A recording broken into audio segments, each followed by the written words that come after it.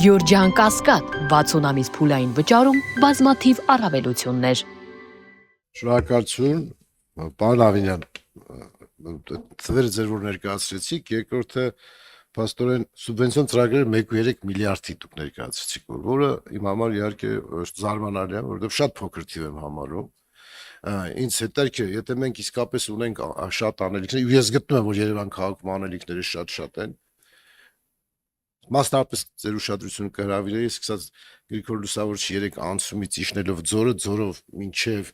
այս բոլոր ռեստորանային համալիրների ամբողջ տարածքը, ես կարծում եմ, որ պետք է բարեկարգել եւ լրիվ նոր լանդշաֆտ ունենալ, հետաքրքիր լուծումները այդտեղ կարող են լինել, բազմաշերտ եւ շատ հետաքրքիր։ Եվ օրինակ թե հնարավոր չէ սուբվենցիոն ծրագրի մեջ նման ծրագրեր ներգրավել, որովհետեւ 1.3 միլիարդը դառնար 20 միլիարդ, օրինակ, որովհետեւ միտեղ գիտեք, մենք կարող ենք դուք ճիշտ եք նշում, որ համեմատության մեջ Երևան քաղաքը մյուս համայնքներից բավականին քիչ է ստանում։ Այդտեղ բոլորս տեսնում ենք եւ հասկանում ենք, որ թիվը ակնհայտ է։ Հասկանալի է ձեր նաեւ ձգտումը, որ այս խնդիրը մենք կարգավորենք։ Սա հասկանալի եւ ընդունելի է, բայց այն ինչ որ ունենք այս պահին,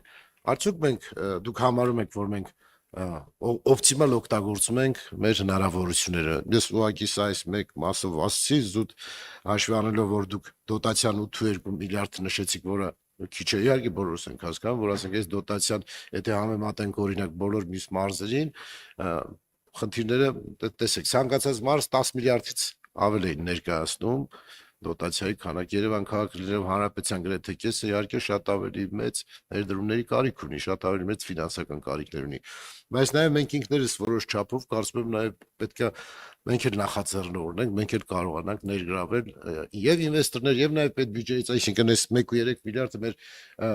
մեր սահմանը չի էլի կարծում եմ, մենք կարող ենք հրաշալի ծրագրեր ներկայացնել, շնորհակալ եմ։ Շնորհակալ եմ հարցի համար, պարոն Բագրատյան, իրականում 1.3 միլիարդը ոչ թե մեր սահմանը չի, այլ մոտավորապես այս թվի հազարապատիկը նույնիսկ մեր սահմանը չի, եթե խոսում ենք Երևանի մասին, որը Հայաստանի Հանրապետության համախառն ներքին արդյունքի 59% տվողն է եւ կրկին բնակչության շատ մեծ զանգվածի չափով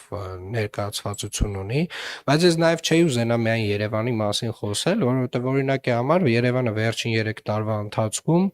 իր եկամուտների ավելացման տեսանկյունից իր առավելագույն ջանքը կարելի ասել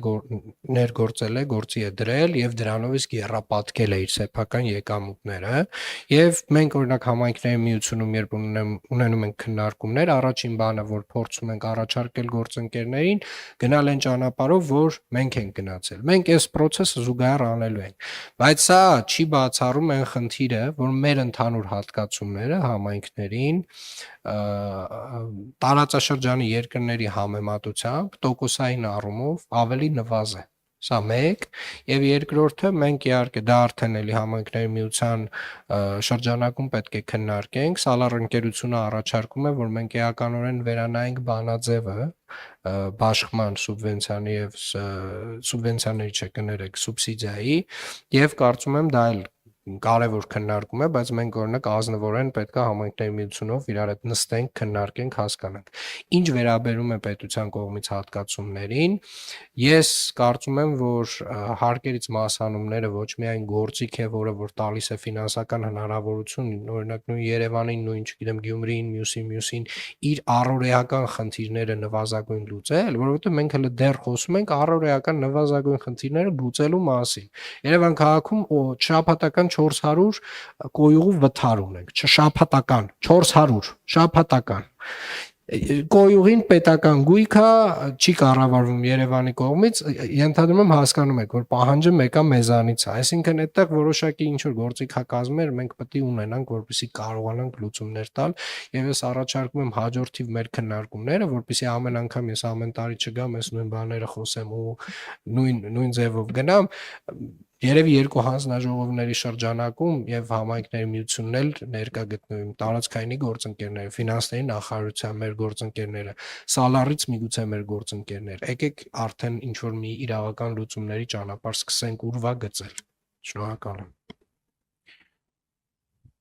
Խնդրեմ, պարոն Բագրատյան։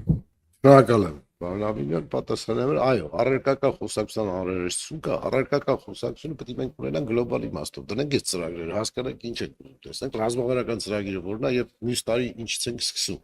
Եվ ինչ միջոցներ է պետք ներգրավել եւ ինչ պիտի անենք։ Եվ այս ամբողջը քննարկելով գանքացնենք, որ ձեր ասածից չէ որ սուրեկան զուտ ներկայացեցին գնացինք։ Այսինքն առարկական մյուս տարի ժամանակ կարող ենք ասել դրա արդյունքում ունեցանք սա եւ պետք է ունենանք սա եւ այդ մյուսը։ Այդպես մենք կարող ենք աշխատել եւ ողջունում աշխատանքի համատեղությամբ աշխատենք հանուն մեր քաղաքի, մեր երկրի շնորհակալություն։